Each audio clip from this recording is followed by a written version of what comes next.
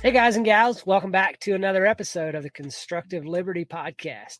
Today I am joined by Susan Gold, and we are talking about walking for freedom, or maybe walking to freedom. So Susan has had a challenging upbringing, but she made her work at a very young age and created a name for herself, attaching celebrities to brands.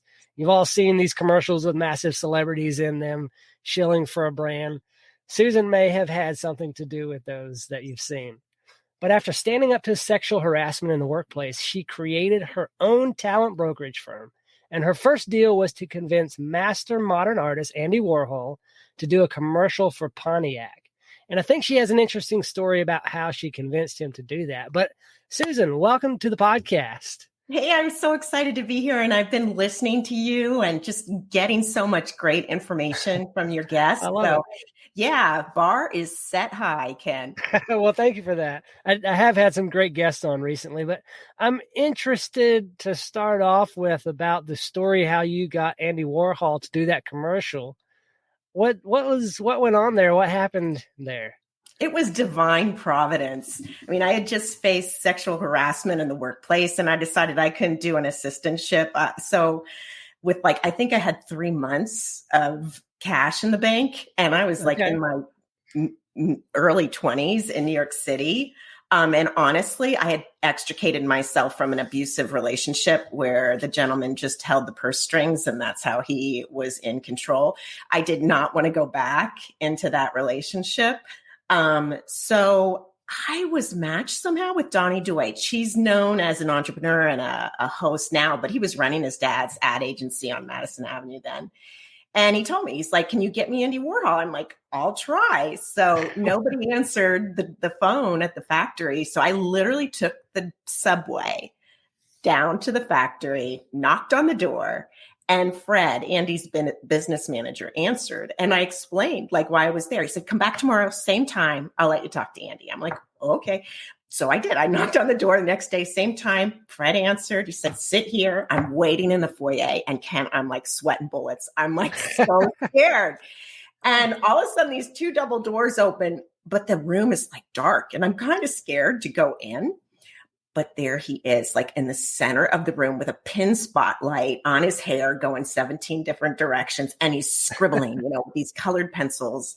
And 3 pugs are running around the studio, those little dogs with the smashed faces. Mm-hmm. And they're tugging on his pants leg and they want his attention. And he's paying attention to the dogs. He could care less why I'm there. He's not making eye contact, no connection. All of a sudden, after all my yammering, he looks up. And he looks me dead in the eye. And he said, "Now, really, why should I do this?" And boy, divine providence shot through me. I said, "Because you can have your pugs in the shot with you." And he's like, "Okay, I'll do it." And that was the start. And I made a name, creating opportunities for celebrities with brands. Wow, that's cool. It's interesting how some of those things work out. And sometimes, if you had tried to plan that, it never would have worked out that way. But sometimes when you just allow yourself to be in the moment, the things that you need to say just come to you. It's interesting how that works.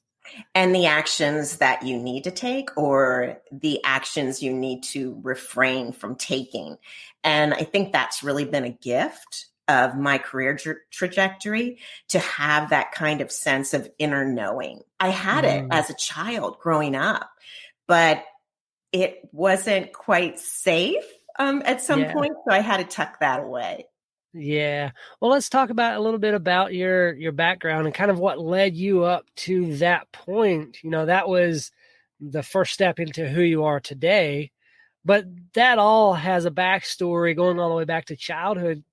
Talk us through some of the events and experiences and feelings that led you through life and made you into the person that you are today. Well, I'm going to put it in a true nutshell.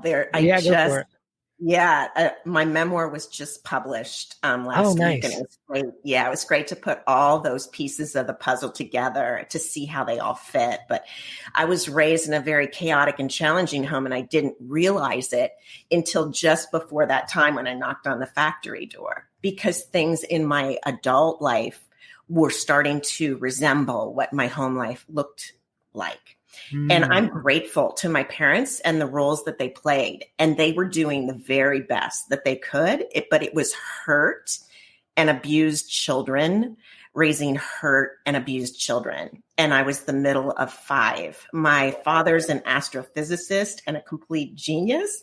He was a drunk. The whiskey bottle would uncork at 7:30 in the morning. You hear glug, glug, glug.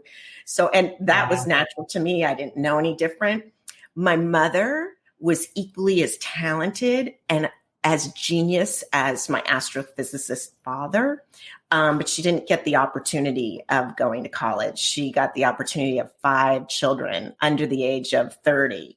And I believe she was suffering with mental illness. She was horribly abused in her own upbringing. So her moods would really fluctuate and quite quickly. And you could never really know when she would shift. And it was very challenging because she was very loving and talented. So she could be very loving one moment, and the next moment she could be beating you with some wooden object or throwing things. Yeah, it was pretty violent and chaotic. And I left the morning after I graduated from high school.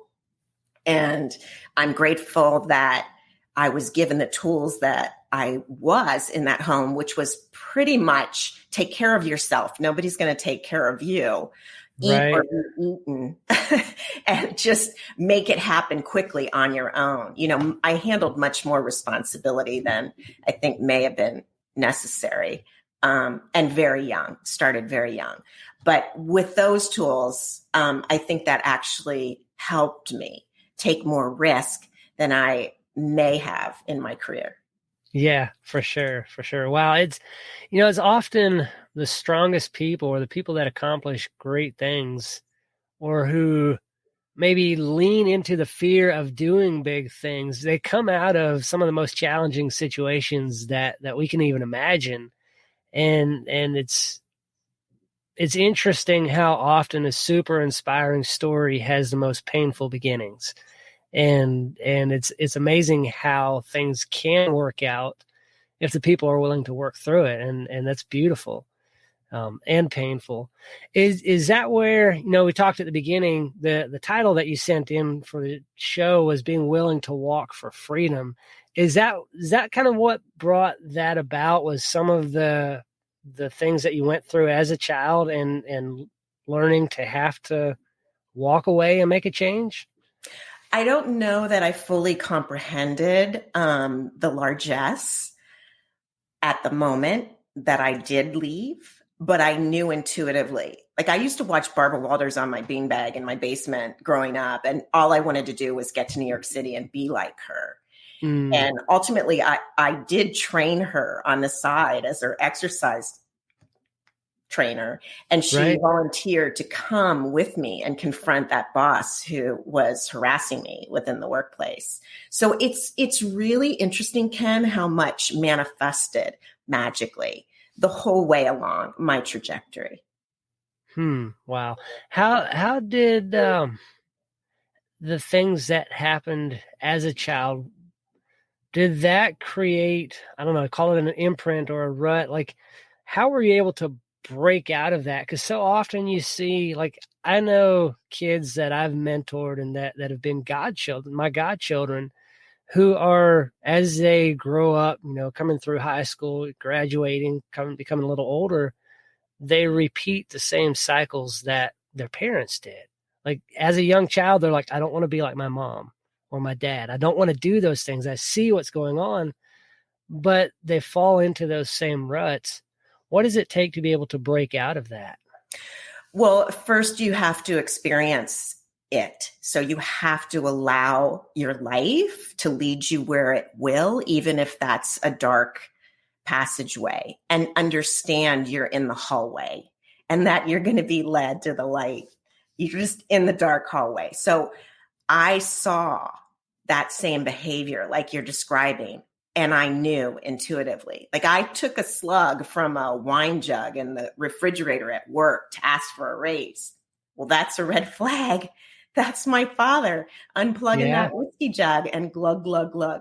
So that led me to get clean. And I cleaned up from alcoholism and addiction. And I used food and alcohol like a weapon. So you have to be brave enough, and you also have to have insight, and you have to be accepting. It comes when it comes. And if you're willing to step up to the lesson, each time I was so carried and so protected, but it's terrifying. Yeah, for sure. It is. It is. And I was going to push back a little bit on what you said, but then you said, if you're willing to step up to it, what you said was, you were led to the light, how you put it. And I think so often people wait to be led. They might see the change, or as you put it, the light that they want, but often there's not something that leads them. We have to be willing to take the steps to actually put in the work. And it sounds like that's what you did. And like, I hear that often, that people are waiting for their ship to come in or waiting for things to change. But, I try to push back on that, is things aren't going to change until you make it change, until you make it happen. You have to see what you want and step out and do that. And, that takes us to the next part of your story. You moved to New York, you were there and went through the sexual harassment thing in the workplace. You're 25 years old, starting your own business in New York, of all places. Like, talk about that and those experiences. I'm so glad you asked, Ken, because I was terrified. I had a little studio apartment and you used to have to go over to the window and like twist your head to see what it was doing outside. Like, so isolating. And I would make myself make 50 cold calls a day out of a red book. That was the standard guide to ad agencies. Almost like magically, Source was going to bring me what I needed, but it did work. Within 18 months, I had 6 figures of business in my little company using that one-line phone with the curly cord. But I had to find faith. I just had to trust, and my trust was broken. Believe me, I still have issues with trust, but I had to be willing to trust even when I wasn't, and find that willingness a step at a time. And then repeatedly, I'd see how I was taken care of over and over and over again. And I needed the lessons repeatedly. I still need them. You talk about faith and trust. What was it that you built faith and trust in? Oh, definitely for me, it's a higher power. Definitely. I did have a spiritual experience soon after I started that business. I was so scared. Like to the core of my being. And it's not like I had a trust fund to fall back on.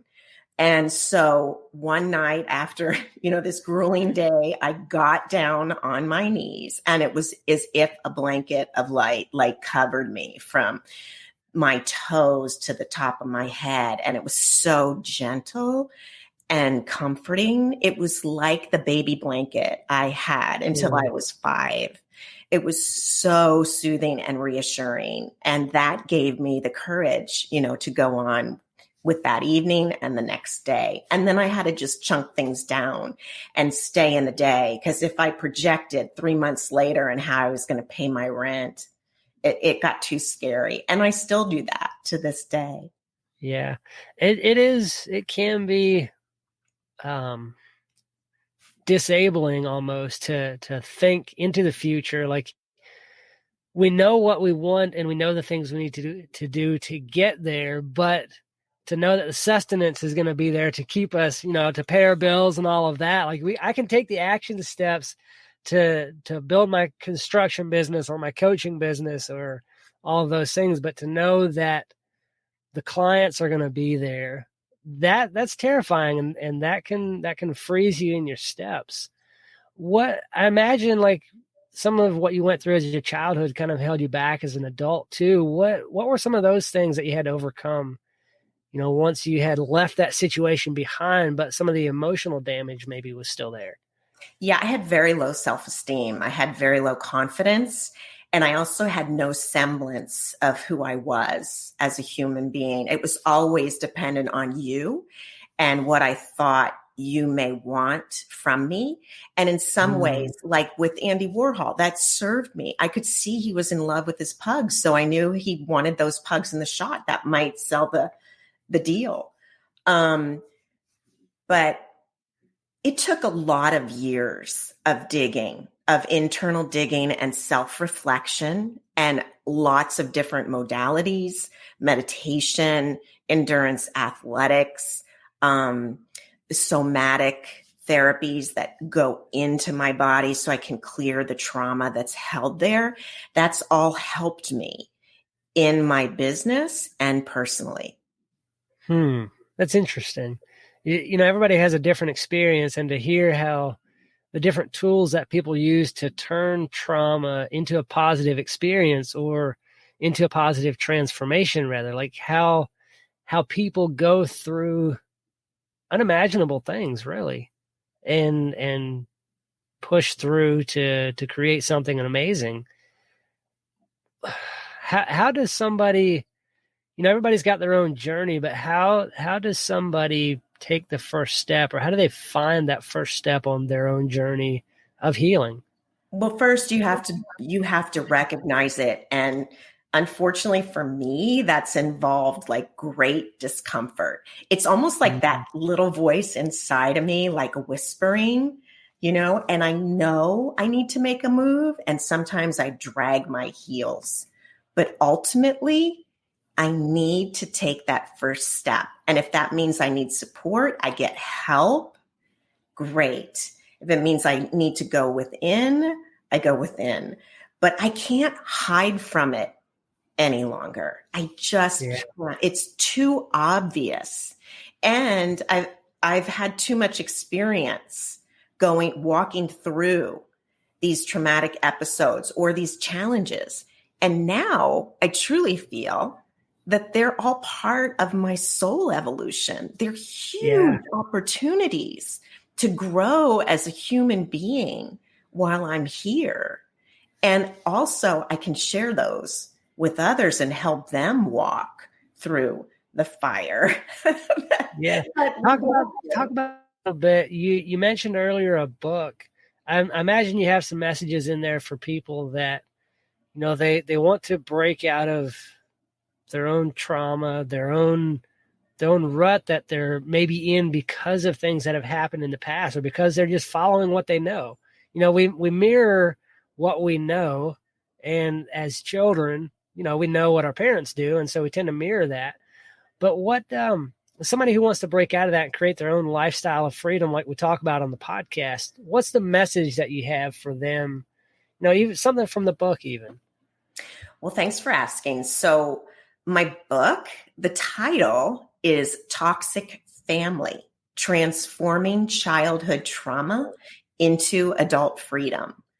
And that was not my original title, Toxic Family, anyway. It was Magical Illumination, because now I see how those people served my movie, my story. But what I needed to do personally was first understand it. So I saw behaviors repeat. And then second, have the courage to step up and address it. And 3, find forgiveness for all players. And that includes myself. I mean, I think the most powerful message in my book is that our challenges and our challengers are huge opportunities for transformation. And it's not necessarily the dirty, mossy, scummy side of the rock. It actually can glisten and cause you to lead a better, more fulfilling life on all levels, personal and business. Yeah. Wow. There's a lesson in everything if we're willing to look, and learn. Have Yeah. you found that to be true in your own life? Well, I'll give you one of the biggest ones, Ken. It sort of feels like it brought everything together. Like it was the perfect storm. So I was invited to Los Angeles and I thought it was for a career move, and it was. But really, I was brought to meet one of my greatest gurus. And that was the man who would become my ex-husband. And that sounds so convoluted because it was really challenging. I said I had an issue with self-esteem, and a lot of it had to do with my ability to be powerful without a man. Most people said, "You're incredibly strong. You're so brave. You're so accomplished." But inside, I felt like that dirty, muddied, neglected, abandoned, shamed child. And believe me, that played out in the workplace, but it also played out seriously in my home life.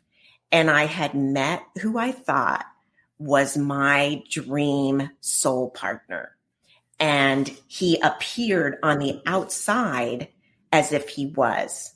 But when I got closer, I saw it was a mask, an empty persona. And ultimately, what happened was I tried to make him step forward with integrity. And we got to the last point of a negotiation for a post-nuptial agreement. And he folded his arms and his eyes went in those dark slits. And he said, "I'm hiring an attorney and I'm filing for divorce." That little voice said to me, "This is the universe doing for you what you cannot do for yourself." And he refused to leave the family home that I had purchased and maintained for our family. He took the master suite, and I took a mattress on the floor in a partial conversion in our garage. And I was there, and I made that place my monastery for a year that it took to come to a settlement. And I could write this man a 6-figure check and send him on his way. Wow. And most people would be crumbled and remain a victim going through that. But I knew that I could not do that. I had to see it in a different light. He showed me my authentic strength, and he showed me my power, and he showed me the true light that beams through me and radiates to others. And that I'm totally grateful for. And it's made me stronger as a businesswoman, as a parent, and as a human being to walk away with love. Yeah, it's amazing the lessons that we can find if we dig deep enough. You know, sometimes the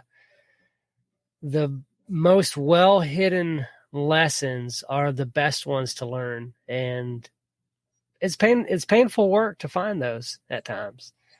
But I think we need to be honest with ourselves about it and not hide anymore. Yeah. And that's why I'm sharing. Like, some people ask me, "Why would you share this so personal?" So it's like a therapy session. But people connect with that personal story too.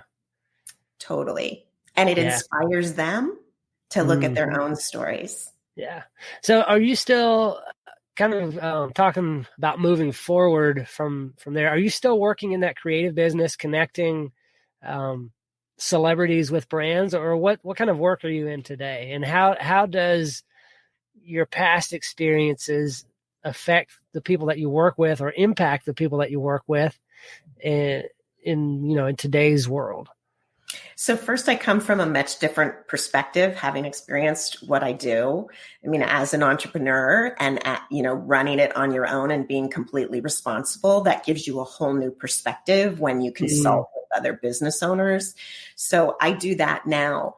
But where I'm moving is to follow the platform of the book, and I'm helping individuals uncover their own trauma and to release that trauma and to share stories. And I do it with business owners too. Gotcha. Well, good. Well, where can somebody find you if they want to connect with you or reach out or just follow what you're doing? Just go to susangold.us. It's my website. Everything's up there. You can find out about the book. You can get a free audio snippet of it. And you can have a half-hour conversation with me just to connect. Just connect by phone. I want to hear your story, and that helps me just as much as it helps you. So susangold.us. All right. That's fantastic. I will put that link in the show notes. Do you have one piece of advice to leave us with today? Treat yourself with kindness. You've been through so much and you may not even realize it. So just be very kind to that little one inside your heart. Susan, thanks so much for your time today. Thank you, Ken.